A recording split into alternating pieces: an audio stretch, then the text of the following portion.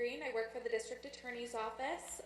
I work in the community outreach team. There is quite a few members of us that are part of the team, so it's not just all lawyers and attorneys that work for the office. A lot of us like to work in situations like this where we're kind of promoting awareness, prevention of the things that we're seeing in our community, in our courts, and in our schools. Just a little plug for the DA's office. We just launched District Attorney Rob Galboy's website, and so please go check it out, capeandislandsda.gov. There you can find some items of what we've been up to, what some of our upcoming programs are. We have a human trafficking tip line, which is something that we're excited to be offering right there on our website. So again, capeandislandsda.gov is where you can find that. So some of the topics we're going to cover tonight are safety and privacy on digital devices and social media, cyberbullying, social media trends, the legal consequences, of course, of negative online behavior. We'll quickly touch on some sexting, but I'm going to leave that to the folks, the professionals at the Children's Cove who will follow up, and some resources that you as parents, community members have available to you to help support our children in navigating the online world. So this presentation is not to suggest that any of these digital devices are, bad or evil or, shouldn't be used. We very much appreciate that they are tools for learning, they're tools for connection, but we as adults hold the responsibility of helping our children to navigate the online world responsibly and safely. So first and foremost, I like to encourage that these devices are something that we should be just as familiar with, and the apps are something we should be just as familiar with, so that we can know how to best support our kids. So just kind of starting simply, privacy and safety on devices is the number one thing that I think that if you're giving a child a device, you should be ensuring that they are enabling all of the settings that allow for their privacy to remain as intact as possible on the internet. So going in and making sure that the privacy settings are enabled on any apps that they're using and that they're not sharing their location. Something that is very popular among our young people is becoming viral or becoming popular based on how many friends or followers that they have, but emphasizing to them that if they don't know a person, that person's a stranger, and that the criteria for their friends and followers should be people that they know. Somebody that they could pick out of a crowd, somebody that's their friend, family member. Creating strong passwords and not sharing them is one I think that, especially the folks in the school community, can hold near and dear to their heart. We oftentimes see young people sharing their passcodes with their friends, and their friends misusing their social media or misusing their accounts and posing as that. A simple way to instruct our young people to ensure their safety is to not display at the outset identifying information about themselves. So an example of a username that would be exhibiting their identifying information, Kate MA13. We know that person's name is probably Kate. They're from Massachusetts, and they're 13. So encouraging young people to select something as simple as a username that isn't going to have identifiers that are going to help a person or facilitate a person that they don't know engaging in conversation with them and initiating contact as if they do know them. And never meeting somebody in person that they've only met online. I read something recently that was the car seat analogy. So when we're thinking as parents and as adults that are teaching our young people how to safely use their cell phones, their tablets, their iPads, their gaming systems, the car seat analogy kind of speaks to how we start our kiddos in a car seat and we buckle them in, and that's how we keep them safe and protect them. And then they graduate to a booster seat, and then from there they've got their seatbelts on. And we're always along the way ensuring that we're teaching them the safe protocols for being on the road. Then we teach them how to drive. Then they're off on their own. And I think that analogy and applying it to the use of either social media or their phones is a really simple way of putting it. We should be guiding them along the way and working alongside them, and not just handing them the device and expecting that they're going to know it all, and expecting that they have the tools or the critical thinking skills to protect themselves and to be safe and responsible.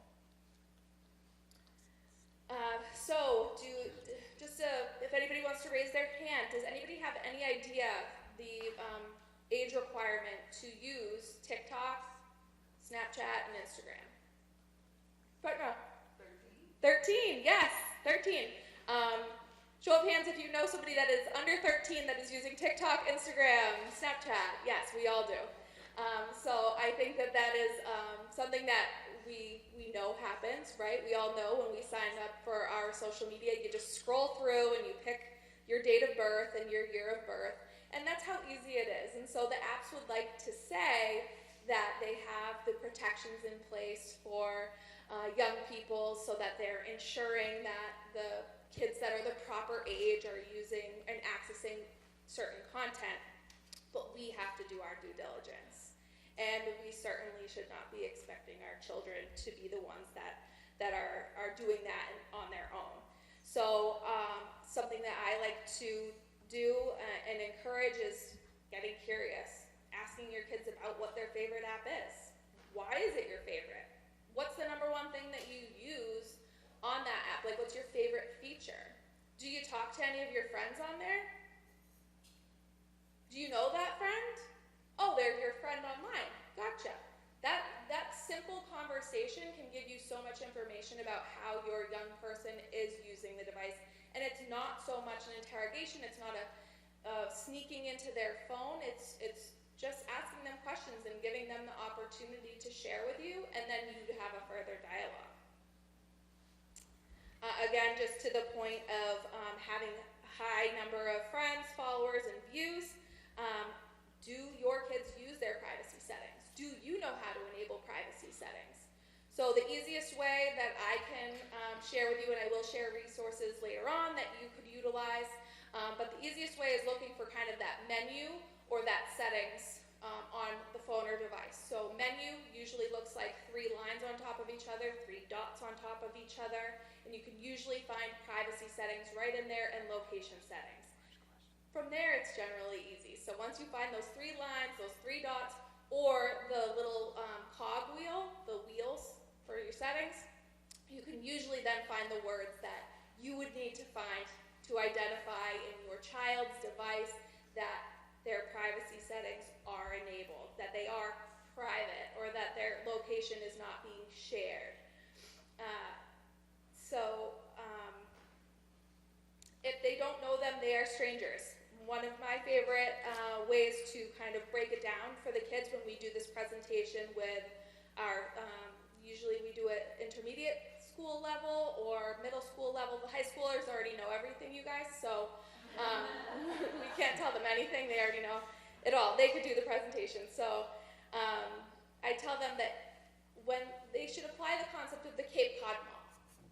If you would not walk up to somebody at the Cape Cod Mall, at Pizzeria Regina, and hold up your phone and say, hey, look at this picture of me and my sister at the beach in our bathing suits, or me and my neighbor doing this viral TikTok dance trend, if you would think that was just didn't feel right for you, that would feel weird, that would feel like something that wouldn't make sense for you to do, it would be out of character.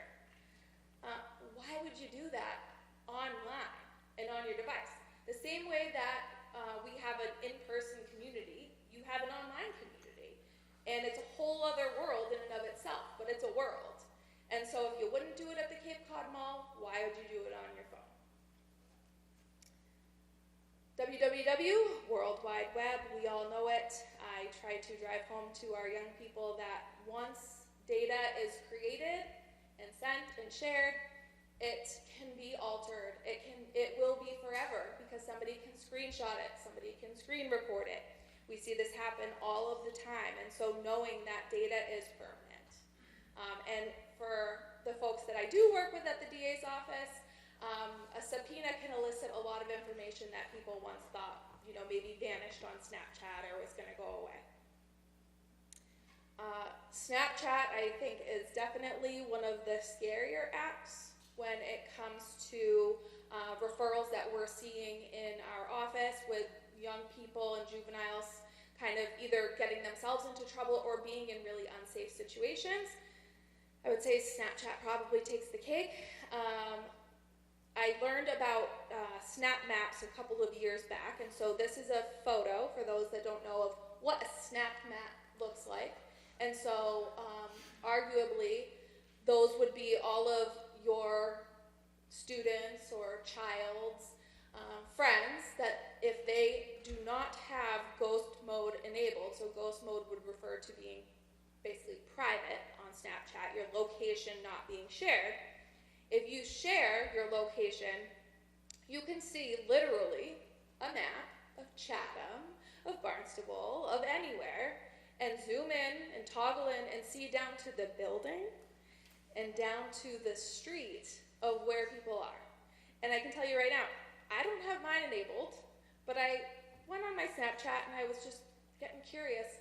I started zooming in on this map, and I don't even know some of the people that are showing up on my map. If you have Snapchat, if you go to that feature on there, honestly, go to it, see how many of your friends that you've never asked for their location or where they are, you can see where they are. So when it comes to protecting our kids, I would say that disabling this is probably number one. Hidden snaps. So there's also a for my eyes only gallery now on Snapchat. So kids are able to hide and have a whole separate photo gallery on Snapchat that is password protected. And so when we're talking about the car seat analogy, what expectations are we setting for our apps? First of all, is it your decision as a parent or guardian to allow your child to have that app? First of all, are they 13? Second of all, if they're 13, is that something that you guys have had a chance to have a conversation about and set the expectations? What do the expectations look like? I should be able to check in with you on your phone once a week and look through your friends list and know that you can name who each one of those people are, and they're a friend from school or they're somebody from your neighborhood or your team. That's the expectation in our household. Nobody's going to sit here in this presentation and tell you how best to parent your child, but setting expectations is the most loving thing that you can do for your child to protect them.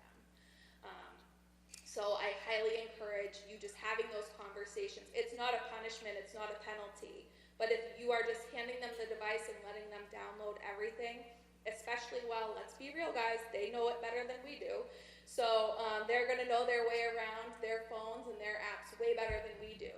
So at least setting the expectation so that if a problem does arise, you can have a conversation and you can revisit that.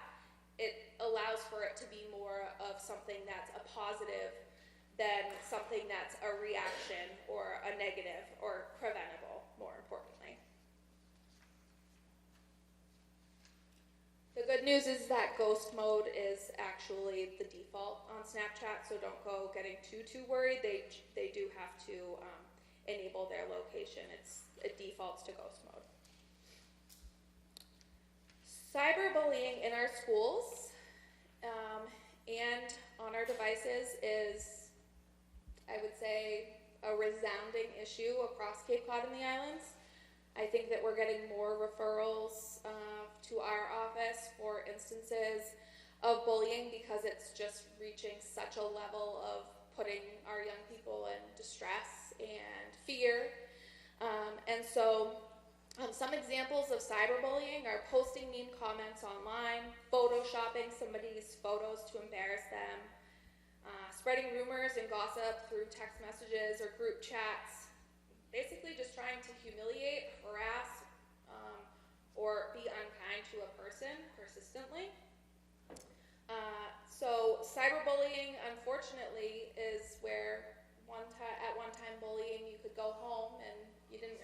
deal with your bully, it's 24/7 now. And so all the more reason to encourage our young people, because they definitely don't like for us to suggest that they are misusing something. But I would be willing to bet that they would probably admit to you that they have maybe stood by for the behavior. So have you been a part of a group message where a bunch of kids were added and they were saying a mean thing about another person? You weren't participating. You weren't also speaking in on it. You weren't the one that initiated it, but were you standing by? So when I have these conversations with the kids in our schools across the Cape, it's, how are you an upstander? The number one way that nobody can tell me that they can't do this is reaching out to the person that's being bullied and saying, hey, are you okay? I'm sorry that happened to you. How can I support you? Is there something that I can do? That's an empowering vantage point that we can have on cyberbullying. And so if nothing else, it's not accusing our young people and our kids of being bullies themselves, but by empowering them to find ways that they can be helpers in that situation, how they can manage that situation. It's not saying that they have to approach the bully or call the bully out, because that may not be safe. They may not have the confidence to do that. But you, first of all, identifying that it's a problem, that you know it's a problem, that you know how to help them solve that problem. And if you don't know how to help them, they can come to you and you can offer suggestions of how they can be helpful to others that are experiencing it, I think is hugely important. And the more that we activate our young people around cyberbullying of how they can be the helper, as opposed to don't do it, I think that we would see a lot less instances, frankly, of at least not enabling the bullying. Because, right, we may not be able to stop it, but enabling it is a whole other situation. The most dangerous four-letter word in the digital environment is send. Send. As I said before, the World Wide Web, once you hit send on a post, or send post, I guess post is another dangerous four-letter word now, it's gone forever. It can be screenshotted, it can be screen recorded, it can be subpoenaed as evidence in a criminal case if necessary. And so we fortunately at the DA's office, especially with our young people, we have programming where we try to divert young people from the court system and from being prosecuted for crimes. We really try very hard to keep children and families out of the courts. We do it by way of presentations like this and many other ways, but sometimes they do wind up in our hands. So primarily, for nonviolent first-time offenses, we have a diversion program, which we have a caseworker, where basically if a young person is charged with a crime, and our juvenile court prosecutor and the clerks at the court and the police department all assess the case and determine that it doesn't rise to a level where they think that it should be a traditional prosecution, where they think that there's kind of a rehabilitation component, that person has to, first of all, admit. They can't join our diversion program unless they admit on some level that they are responsible for their conduct and for what they're accused to have done. But then they go through a process of doing community service, writing a letter of apology sometimes. In some cases, they'll receive anger management or be ordered to get an evaluation or an assessment. For other clinical supports, they may have to write a letter of apology. It just depends.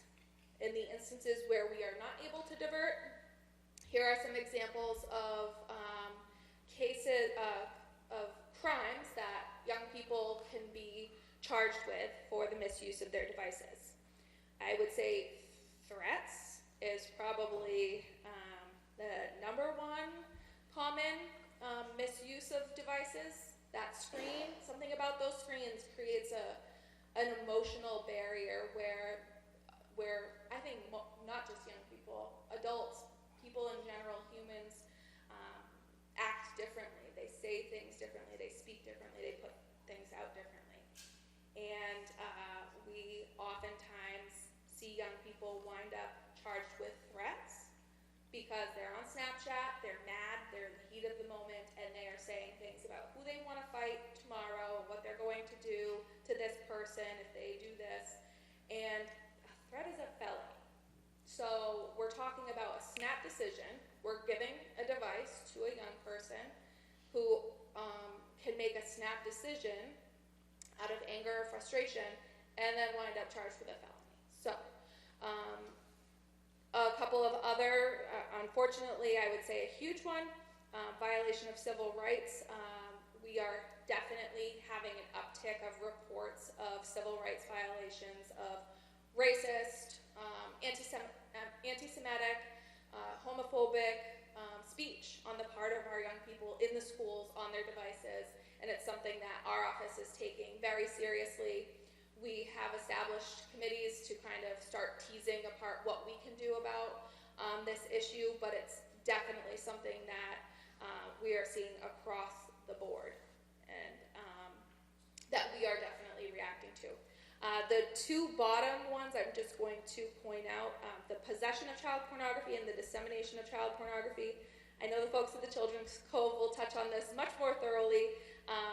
Unfortunately, these are the laws that cover sexting in Massachusetts. So to send an explicit message of somebody's a nude or partially nude photo of oneself is disseminating child pornography in Massachusetts. And being sent either by request or with consent and voluntarily, that is the possession of child pornography. We do also have a sexting diversion program where we do definitely look at instances where an offense has been charged. We collaborate with our schools and with our school resource officers to identify what's going on with each of those situations, the Children's Cove, and what the proper form of addressing these are. Some examples of consequences. So hard and fast examples if you feel like your kid or your young person is somebody that kind of needs a little bit more definition to what outcomes can be. Kind of the key things, being prosecuted for assault and battery because they have been reported. So kids love reporting fights. We call that evidence in the juvenile court. The juvenile court prosecutor does very well when she has a video of the fight happening and it's just there and provided by the young people themselves. Some other instances, most importantly, not only are we talking about being charged, but I also like to look at it through the lens of how is this, you're creating an online reputation for yourself.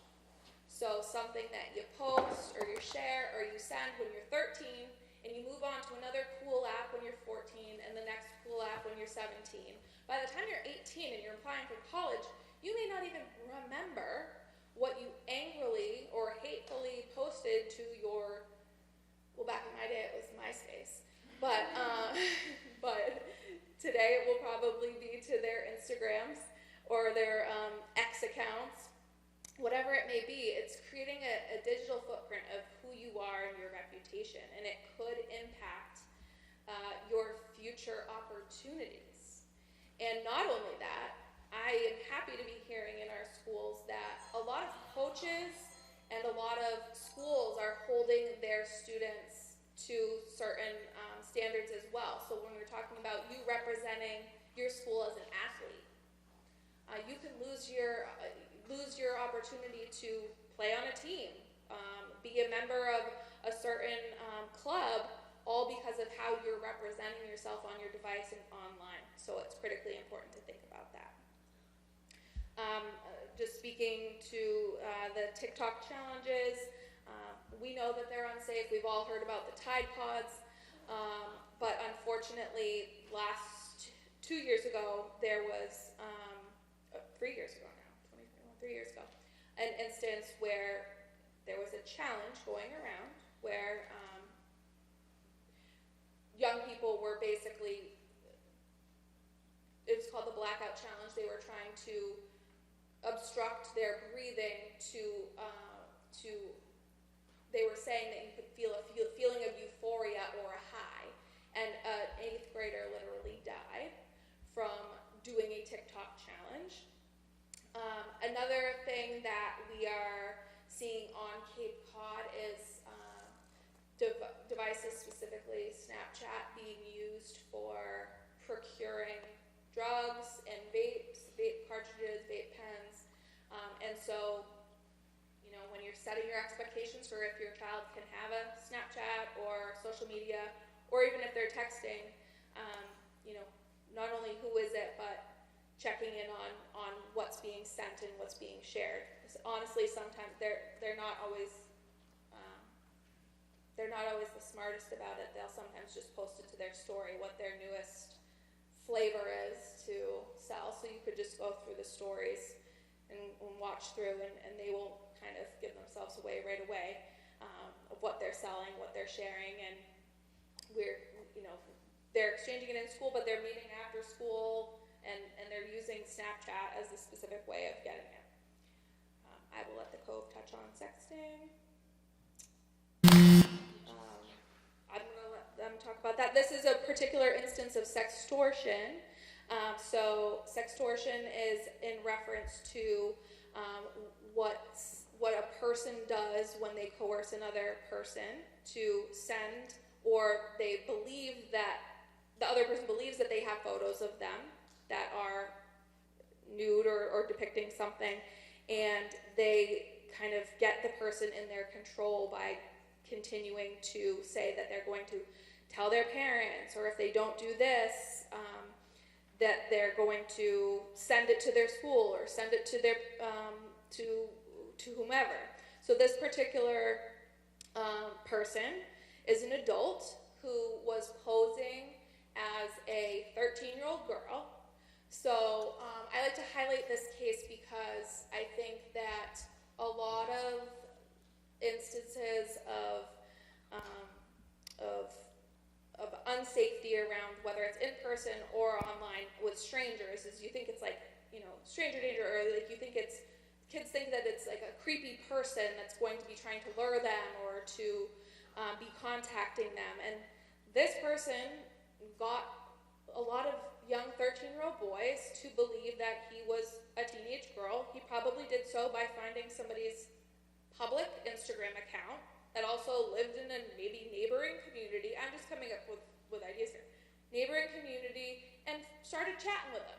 I mean, you can find enough pictures on a public account and formulate a relationship. And so this was a person that was ultimately getting nude images from young boys who thought that they were talking to a girl their age, who thought that they had a friendship or a trust. He built their trust, and then he got these images, and thankfully he was not only charged, but he was convicted and he was sentenced, which is a success story in our eyes. We don't always see that happen, unfortunately, in these cases, because it's a vulnerable situation. We're lucky if young people come forward, and so empowering our young people to kind of trust their gut, to know how to identify red flags when they're using social media and talking to people online.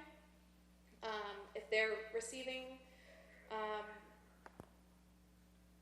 if they're like minimizing their phone or their conversations when you're coming by, those are all kind of signs that something could be up. Unknown numbers that aren't saved as anybody. So a huge thing that the National Center for Missing and Exploited Children started is Take It Down, which is a resource that's available if you do know a young person, or if your young person knows somebody that has shared or made a mistake and shared an image of themselves that they feel like they may get in trouble. They feel like they may, they just are embarrassed and humiliated. The Take It Down is a free service that is offered nationwide to help remove images and stop the sharing of it online. So it's, something that they can do anonymously. So this is something that you could do as simply as just this is something that you can access on the National Center for Missing and Exploited Children's website. You could literally just post a poster and put it out and say, hey, just floating it out there. If you need it, if anyone needs it, this is how you access it. Hang it up in your classrooms. It's an opportunity. I think the option to do it anonymously is huge. Bark technology, I think, is the best thing going. I don't have any kickbacks for this, but they have devices that provide just enhanced safety. So if you're thinking about maybe giving your child or young person a device and they haven't had one before, they have their own smartphones that look just like smartphones, so they won't look uncool like carrying a weird flip phone from the 1990s. But it has parental controls and enhanced settings. NetSmarts is a huge resource. And what can you do? Empowerment is key. I think empowering our youth that they do probably know more about these devices and these apps than we do, and empowering yourself. If you see an app on their phone that you don't know what that app is, Google it. We have Google. Empower yourself to do the research. I use YouTube all the time when I see an app or something that I don't recognize, and I'm like, what is this? Is this dangerous? How could this be dangerous? There is so much out there that can inform us literally just by Googling. What is the app that has this face or this gray block on a black block? And it will tell you step by step how to enable privacy settings, how it can be harmful, how other people may be able to direct message your young person. Setting screen time and app limits, I think, is huge. We are definitely seeing in our schools that kids are distracted, they're unable to engage, they frankly just do not have a healthy relationship with their devices in the first place. Another loving thing that you can do as a parent and as a guardian is by telling them that because you love them and because you care about them, this is the expectation with the device. You finish your homework, you're on it for a couple of hours, and then you're getting to bed, into school. So I definitely want to open it up for questions, but I think that the teams decided that we'll have questions at the end so that way people can share and ask questions more openly since we are recording. Thank you for your time.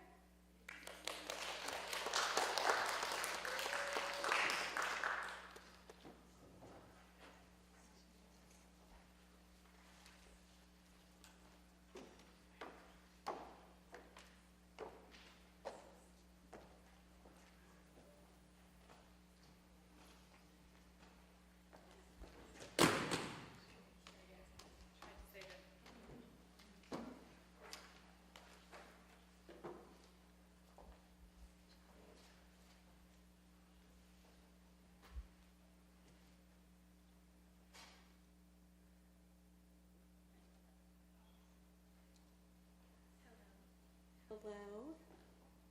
Is it on? Okay. So hi everyone, my name is Anna. I am from Children's Cove. Thank you all for coming out tonight. I know it's super hard to get out after work and after long days and there's kids at home and all that stuff, but thank you for being here. We really appreciate it. Can you speak up a little bit? Yes, of course. I'm sorry. I'll hold it closer. So I'm just going to go over some of our services for Children's Cove really quick, and then we can get into more detail about some of the stuff that Katie touched on before. So we'll just jump right in. So defining your local Children's Advocacy Center. So Children's Cove is your Children's Advocacy Center for the Cape and Islands. So every county in the state of Massachusetts has a Child Advocacy Center. Some are run by the District Attorney's Office, some are nonprofits. Yours is run by Barnstable County. So we serve Barnstable County, Nantucket, and Dukes County. We provide a coordinated response for cases of crimes against children that are culturally and developmentally inclusive. We serve children 0 through 17, as well as adults with any developmental disabilities as well. So we do provide wraparound approach for victims and their families, and I'll go into that a little bit more in a second. So without the CIC approach, usually a child will have to talk about their experience anywhere from like 8 to 11 times, okay? So say they tell their teacher that they're being hurt at home, okay? Then that teacher might have to talk to the guidance counselor, their principal, then they have to go to law enforcement, then they have to talk to DCF, and then they have to talk to all of these different people, and when that happens, that child is being re-interviewed over and over and over again, and that's not only reopening this trauma that this child has experienced, but now we're creating differences in how that story is being recorded, okay? So not that necessarily the child is telling it differently, which they're kids, everyone tells stories differently every time, but people are hearing the story differently, they're recording it differently, and that creates an issue going forward. But with this CAC approach, a child will tell her teacher she's being hurt at home, and then that child will then come to see us at Children's Cove, and then she only has to tell her story once. One time, we assemble the team, everyone who needs to hear that story, and then we'll take it from there, and that child never has to disclose that information again if they don't want to. So who do we serve? We serve all cases involving suspicions of abuse and neglect, child sexual abuse or assault, severe physical abuse, witness to domestic violence and other crimes, first complaint witness interviews, as well as commercial sexual exploitation and human trafficking, which is what we're going to go into today. So some resources from Children's Cove. We do provide the forensic interview, so that's what I talked about earlier. That's that one-time disclosure that that child has to tell so that we can go forward with that process. We also provide mental health referrals and consultation, community-based referrals, so whatever that family may need after the fact, we can help provide referrals for that, whether that be food, clothing, maybe that kid just needs to go to summer camp and get themselves like back out and being a kid again. We can provide referrals and help with all of those things. Online safety support for families, such as this, and then support to families navigating the investigative process. Navigating the systems can be challenging, and we are there to support those families in that journey. So, commercial sexual exploitation of children. So we call it CSEC. We have a lot of acronyms. If I say an acronym and you're like, I don't know what that means, just like raise your hand and I'll clarify, okay? But CSEC, commercial sexual exploitation of children.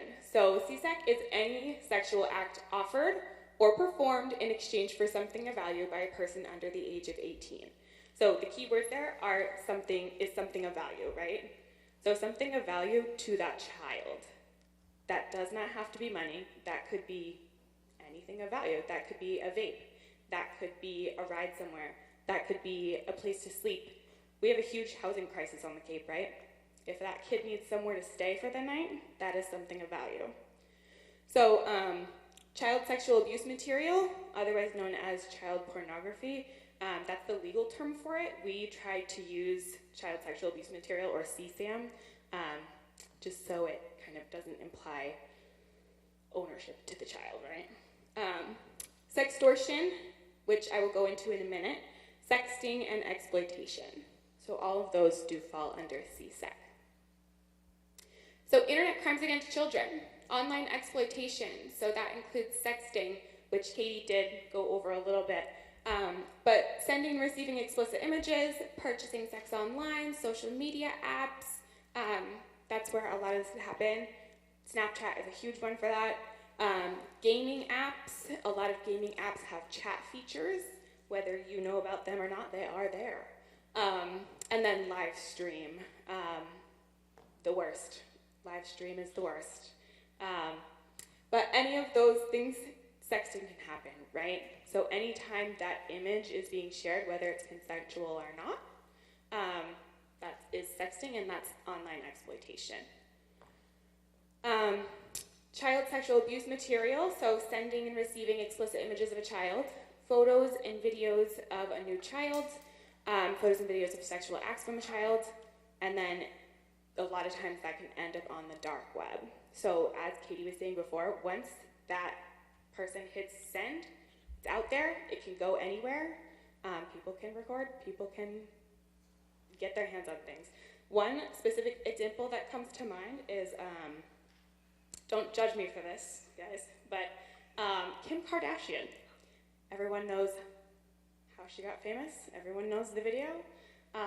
There was an episode of Keeping Up with the Kardashians, again, don't judge me, where one of her children were playing, I believe it was Roblox, and the ads pop up, you know, on those gaming apps, and it was a video of her, and she was horrified, and it was on national TV, and Kim Kardashian, with all of her money and all of her resources, could not get that off of the internet entirely.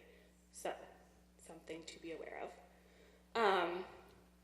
And then sextortion, threats to expose images or conversations. This is manipulation and coercion. This can happen really anywhere, but Instagram and Facebook Messenger is huge. Males are at a higher risk, as in Katie's example. That guy was pretending to be a 16-year-old girl. Males are at a higher risk for sextortion. So sextortion, what is it really? It could be multiple things. So it could be, as Katie mentioned, hey, I have these photos of you. If you don't send me more photos, I'm gonna send these to your whole school. Hey, I have photos of you. If you don't send me $200 via Venmo within the next hour, I'm gonna send these to your whole family. Nobody wants that to happen. And whether that child has sent a photo or not, they may have a photo, they may not, right? It could be some stranger online messaging this child. So whether they have that photo or not, that child's mind is not going to be able to think logically in that moment, right? If that happened to me, my mind wouldn't be able to think logically in that moment, and now we have a child's mind. And they're not able to take a minute, take a beat, and say, wait, do they have photos of me? How would that even happen? They're immediately going to go, oh my God, I need this to stop happening. And maybe they'll send that photo. Now that person for sure has a photo of them, right? They may not have before, but now they do. And then the same with the money. So it's not always photos, it could also be send me money, or I'm disseminating this to everyone you know, okay? So some concerning behaviors to watch out for. Running away or missing for a period. So for this one, I feel like the words running away is like, that's very alarmist. Missing for a period, so that could be anything from like, hey, I'm gonna go to the library, I'll be there for the next 2 hours, come pick me up in 2 hours. That kid, you go on their phone, you go on your little tracking app, they're not at the library, they're at the park, they're somewhere else, they're at the mall, and you're like, it's not where you were supposed to be. That counts, right? If they say, I'm gonna sleep over Sarah's house tonight, and then you call Sarah's mom and you go, hey, how's she doing? Did they go to bed? And Sarah's mom goes, they're not sleeping at my house tonight. I don't know what you're talking about. Missing for a period. Not necessarily a runaway situation. It could be that, but it could also be just that missing. That is a concerning behavior. Change in clothing. So this could be maybe it is the middle of winter and they're wearing almost nothing. And styles change, fashions change. What's acceptable to me may not be acceptable to you and vice versa. But it's that change in clothing, that specific switch where maybe they weren't wearing that before and now they are. And then that like seasonal, maybe this isn't safe to be outside in.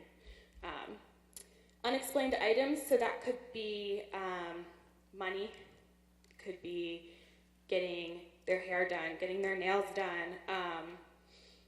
Where did you get that bag? How'd you get those brand new sneakers? You're 12, you don't have a job. How are you getting these items, right? It could be a second phone that maybe you don't even know about. But any unexplained items that that child may have is a concerning behavior. How are they getting that if they don't have a job and you're not giving them the money? Unexplained money cash apps, I kind of went over that. 12-year-olds shouldn't really have cash apps or Venmo. There's not really a reason for it unless you're the only one depositing money in that. So maybe watch out for that. Involved with an older crowd, with a caveat. I mean, if your child has an older sibling, everyone wants to hang out with their older sibling and their friends. They're cool, they're fun, they want to be around their older siblings. If your child is 8 and they're hanging out with 16-year-olds and they don't have an older sibling, that's a concerning behavior, right? Apps that hide content on phones. So some apps, there's apps that look like a calculator, but it's actually an app that hides photos. Or maybe it could be as simple as you have the Facebook app, but that Facebook messaging app is a whole separate app, right? So you go into Facebook, you're like, oh, I can see their whole page, but go and look for that actual messenger app. Do they have that? And don't be afraid to go look into that. Talking with unknown people online, that one's pretty obvious, but it may not be just like a DM on Instagram. It may not be just, I don't know, like this is a friend of a friend talking, we're talking, and I know them. It could be just chatting online, especially with gaming apps. With Roblox, there's messaging apps. There's all sorts of things where you should be monitoring that and making sure you know what's going on and who those people are.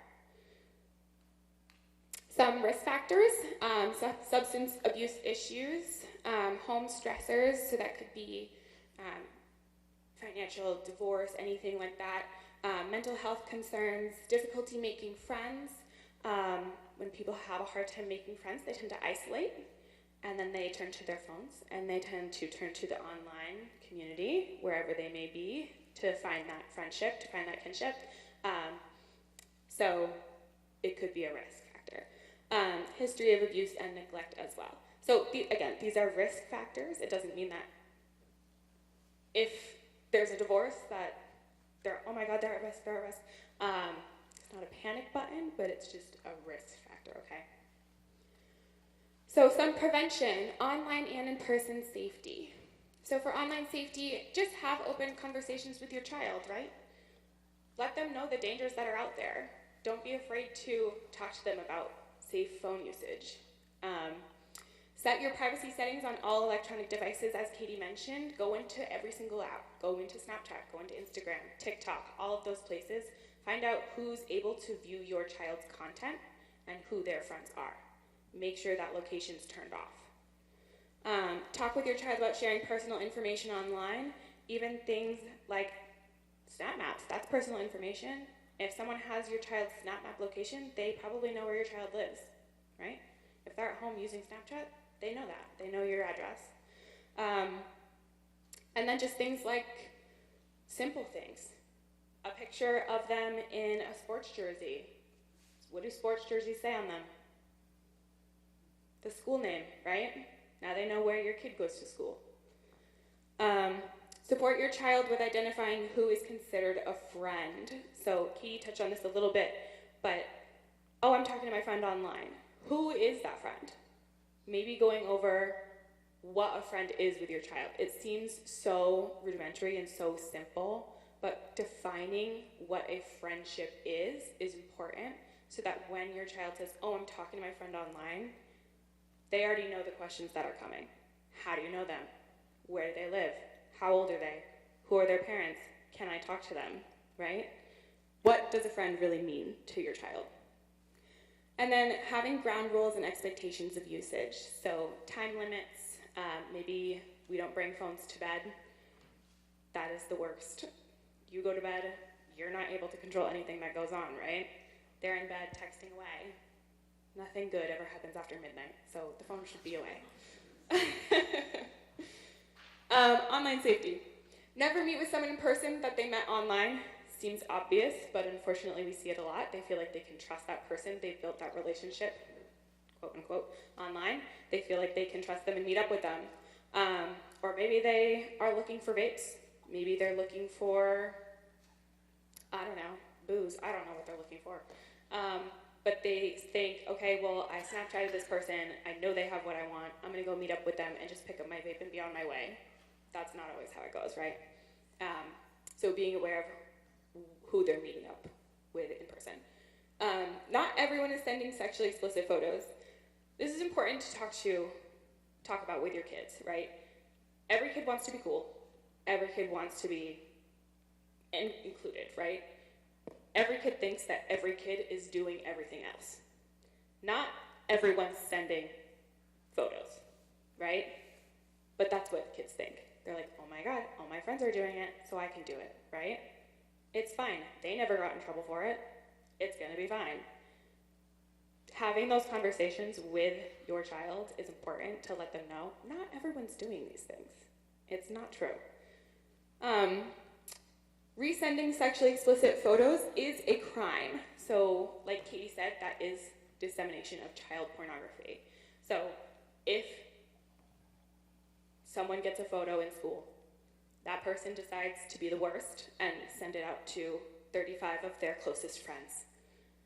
If your child is one of those friends and they have received that photo, you need to have that conversation with them to say, if this ever happens, you need to stop immediately and report that to me, and we can take it from there. If they decide to resend that photo, that is dissemination, okay, and it is a crime. If they decide to keep it to themselves and just keep it on their phone and go, oh my gosh, I don't know what to do with this, that's possession, right? So have that conversation with your child.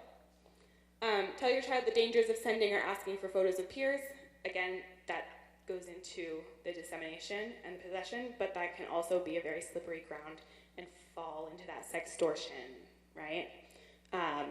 Where maybe your child has sent a picture to their girlfriend or their boyfriend. Not, surprise, this is gonna be a shocker, not every high school relationship lasts forever. So, now they're an ex-boyfriend or girlfriend, they're mad, they're sending it to everyone, or they're threatening to send it to everyone, right? So, just having that conversation with your child about how dangerous that can be is super important. So some popular apps with the youths. We have TikTok, Snapchat, YouTube, Instagram. Does anyone know what the other 4 are? You can raise your hand or just yell out. Roblox. Roblox is the one. I do. That's that one, the black square. Does anyone know what this one is? Discord. Thank you. That's Discord. What about this one? WhatsApp. That's a pretty popular one. And then everyone knows this one, Tinder. We're seeing a lot of cases from Tinder. I'm actually not sure the age requirement for Tinder. I assume it's 18 plus, but we are seeing a lot of kids under 18 on Tinder signing up for those accounts and getting themselves into big trouble on there. So just be aware of the popular apps. Don't be afraid to look at that phone, have that conversation with your child, know what apps they have downloaded, and don't be afraid to click on those apps as well. Don't just look at what they have, click on them, look into them. Parental controls, we don't endorse any of these, we're not in partnership with any of these, but these are just some that are out there that you can use to help keep tabs on that phone and what your child's sending, who they're talking to, etc. In-person safety, every child is vulnerable to exploitation. Every child means every child. Every socioeconomic background, every cultural background, doesn't matter where you're from, who you are, every child. 2-parent home, 1-parent home, every child. Exploiters are really, really, really good at finding that vulnerability and exploiting it. It could be, oh my God, how was your day? My day's been trash. My mom is not letting me go out with my friends. I'm pissed off, da-da-da-da-da. They're gonna use that. Within 2 minutes, they've now found that vulnerability and they're gonna use that to get at your child, okay? So give your child ways to get out of a difficult situation. So that could be, they're at a party. They're feeling uncomfortable. Have a conversation with your child about how to get out of that uncomfortable situation. Hey, I have to go to the bathroom. I'm gonna run to the bathroom really quick and then I'll be back.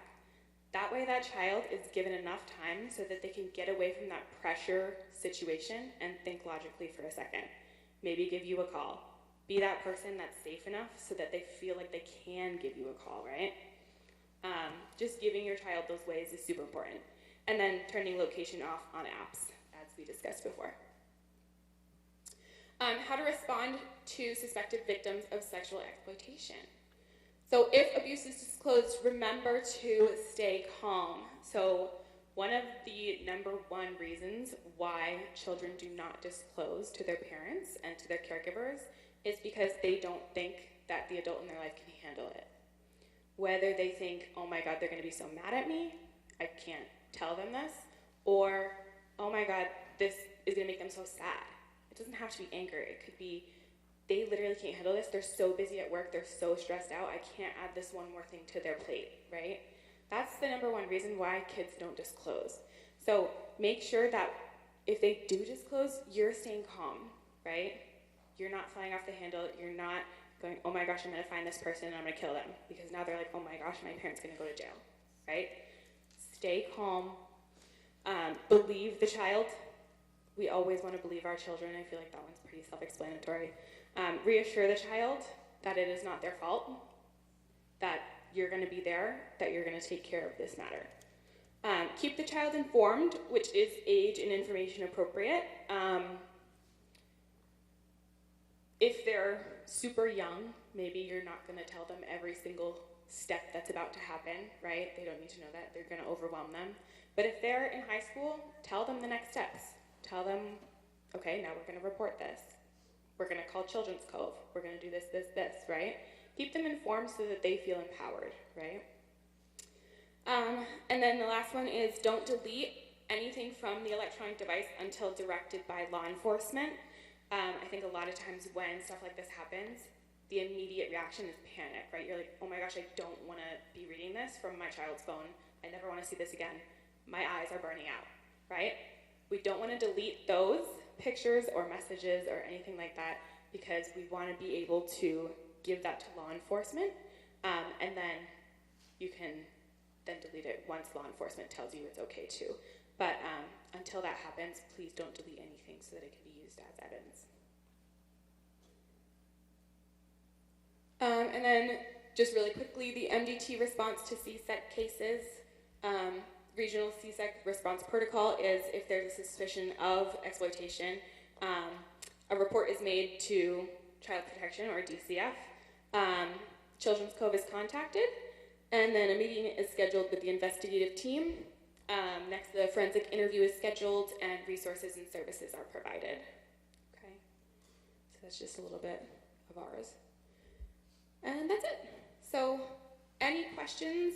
We can go over any questions you have now, but if in the future, if something pops up, our intake line is right up here.